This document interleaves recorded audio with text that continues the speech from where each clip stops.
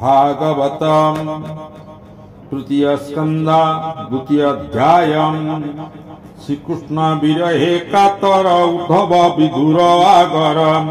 कृष्णर बालक चरित द्वितीय अध्याय उकत।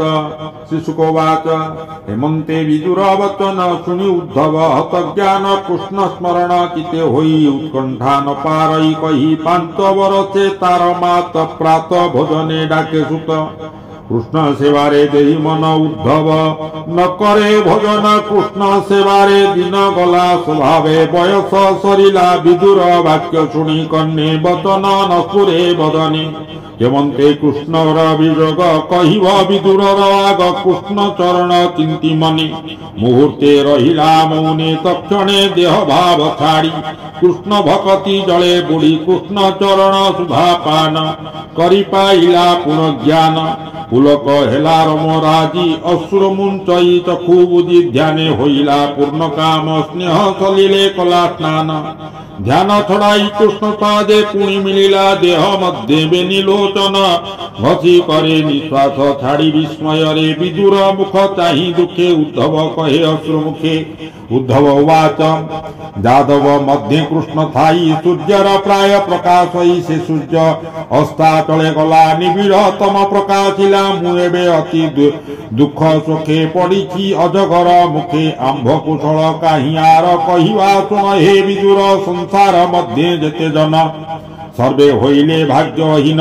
देख भाग्य जदुवंश बालक प्राय बुद्धि भ्रंश।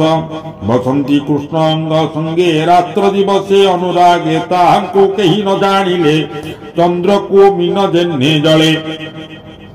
जादवे कृष्ण संग मेले तीन हरंती कुतूहले संगते जाई पाई नर हरि देखंती बंधु भाव करी। अति निपुण से अटंती ज्ञानी हेले न जानंती। जार माया रे अन्य जने बैरी भाव तिनि चिंती मने। विष्णु माया रे बळे ग्रंथि मनुष्य प्राय से मनंती।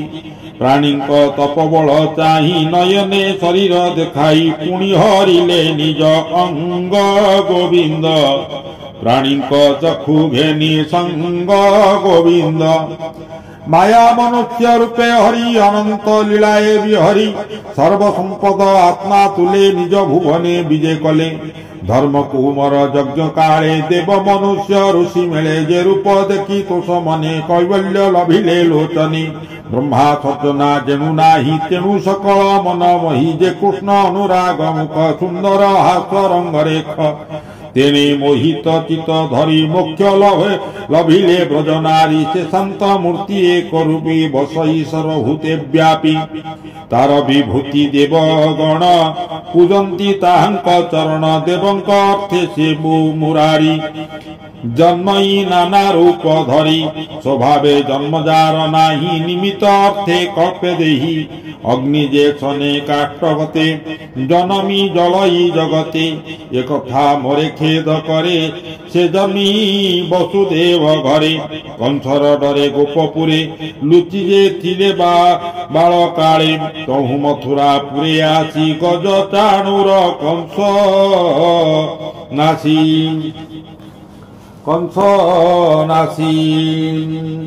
जाइन माता पिता पास बोइले क्षमा कर दोष तुम्भको निष्कृत न करी। व्यर्थे बंचे देह धरी से कथा विडंबन मते हृदय देहे। अविरते तार चरण रेणु गंध गोविंद। आघ्राण करी नाथारंध्र गोविंद। केता पाशरी पारे चिते गोविंद। पूरित भूविलास मात्रे गोविंद। भूमिर भार नाश अर्थे गोविंद। ताहार जन्म ए जगते गोविंद। तुम्भे तो देखियछ डोले धर्मनंदन यज्ञ काले। जाकु शिशुपाल निंदित क्षणे तार देहे भादी। बेदी लुचिला भय चरणे रहिला अजरा मरणे। जे गति जोगी जने चिंती जन्म मरणु निस्तरंती। तार विजोगे केबा सहे जेवा जगते देह बहे।